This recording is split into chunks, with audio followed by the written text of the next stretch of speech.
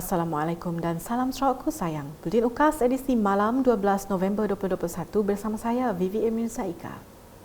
Tumpuan berita, Suruhanjaya Pilihan Raya Malaysia SPR akan mengadakan satu mesyuarat khas berkaitan urusan pilihan raya negeri PRN Dewan Undangan Negeri Dun Sarawak ke-12 pada 24 November ini.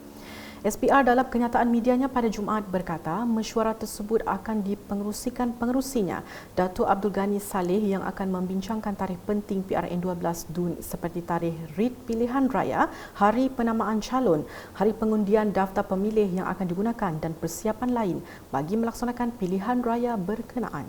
Tambah kenyataannya itu lagi, selepas mesyuarat, satu sidang media akan diadakan bagi mengumumkan keputusan mesyuarat. Seterusnya, Kerajaan Sarawak menerusi Unit Hal Ehwal Agama-Agama Lain UNIFOR telah menyerahkan geran peruntukan berjumlah RM3,896,000 kepada beberapa buah rumah ibadat bukan Islam di Sarawak. Peruntukan tersebut diserahkan Timbalan Ketua Menteri merangkap Menteri Bertanggungjawab ke atas UNIFOR, Datuk Ahmad Douglas Uga Embas di pejabatnya di Kuching pada Jumaat. Berikut 28 buah rumah ibadat yang menerima geran UNIFOR.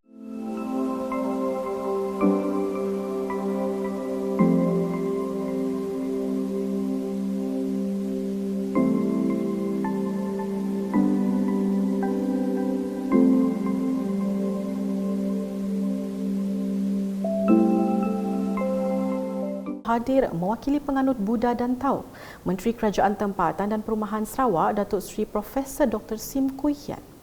Dalam pada itu, Presiden Sarawak Sikh Temple Association Dr. Khalwinder Singh Khaira ketika ditemu bual Unit Komunikasi Awam Sarawak UKAS merakamkan penghargaan dan terima kasih kepada UNIFOR atas pemberian geran tersebut.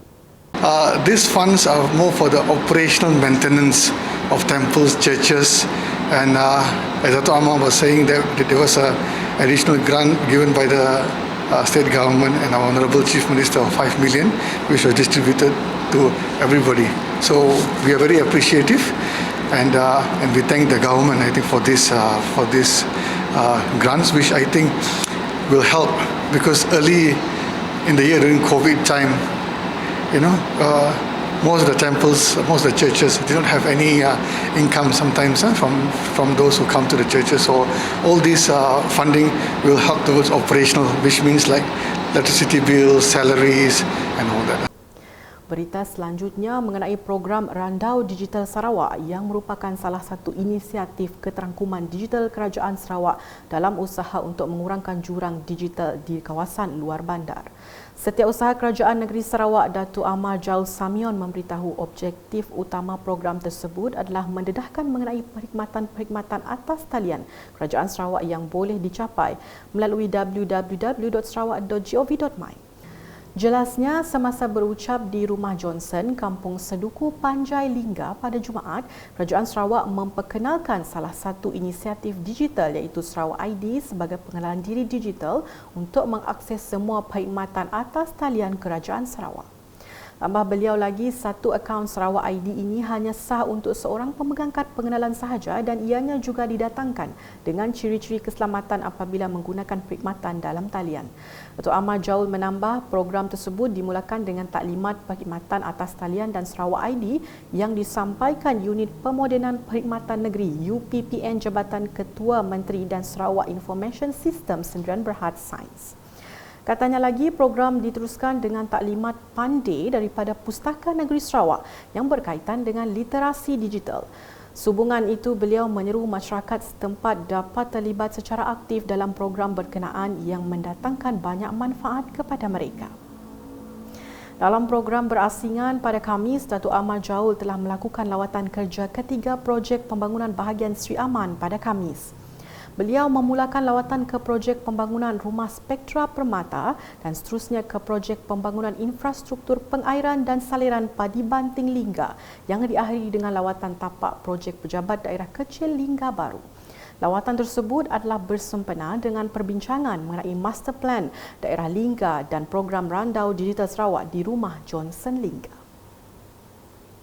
Berita berikutnya, Bintulu Port Holdings Berhad BPHB akan terus komited dalam melaksanakan program Tanggungjawab Sosial Korporat CSR kepada masyarakat setempat.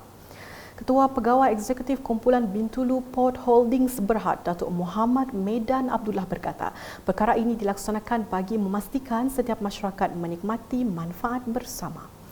Sebagai salah satu syarikat berkepentingan di Bintulu Port Holdings Berhad terus komited dalam melaksanakan program tanggungjawab sosial korporat ataupun CSR kepada masyarakat setempat, baik di bandar maupun di luar bandar. Kesungguhan syarikat dalam pelaksanaan program CSR ini dapat dilihat melalui pelbagai program yang telah dilaksanakan dan bakal dilaksanakan syarikat kepada pihak yang memerlukan. Beliau berkata demikian semasa berucap dalam majlis penyampaian sumbangan 1 unit Geolift Single Mast Aerial Work Platform ke Masjid Asyakirin Bintulu di Dewan Serbaguna Masjid Asyakirin pada Rabu.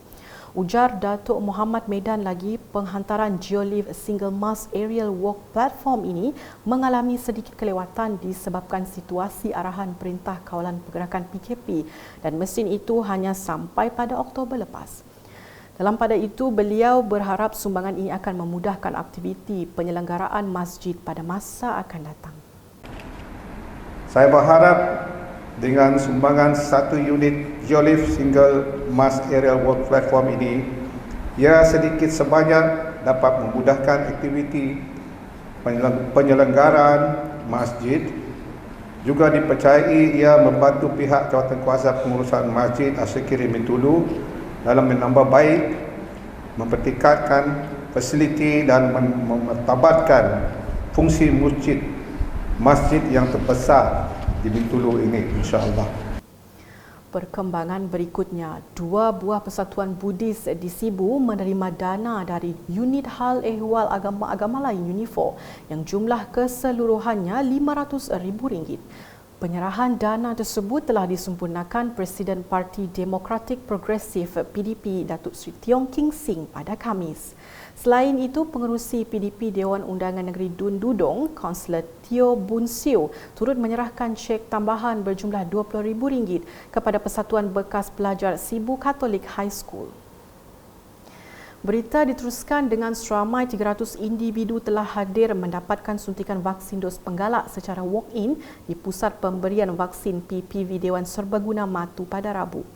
Rata-rata yang hadir terdiri daripada pelbagai golongan dan secara sukarela kerana keyakinan masyarakat terhadap vaksin meningkat setelah melihat hasil selepas menerima dos kedua terdahulu. Dalam pada itu, penerima berasa amat gembira kerana vaksin dos penggalak ini dapat meningkatkan lagi imuniti mereka. Program vaksinasi tersebut berjalan lancar dengan pematuhan prosedur operasi standard SOP yang ditetapkan. Sekian edisi malam bersama saya, VVM Zaika dan kru penerbitan. Berita lebih lanjut boleh didapati di semua platform media sosial UKAS termasuk portal ukassarawak.gov.my. Pastikan anda subscribe UKAS channel di YouTube. Sebelum mengakhiri buletin, jangan lupa untuk menyertai program vaksin anti-rabies percuma secara besar-besaran yang akan diadakan di daerah Samarahan bermula esok. Salam UKAS.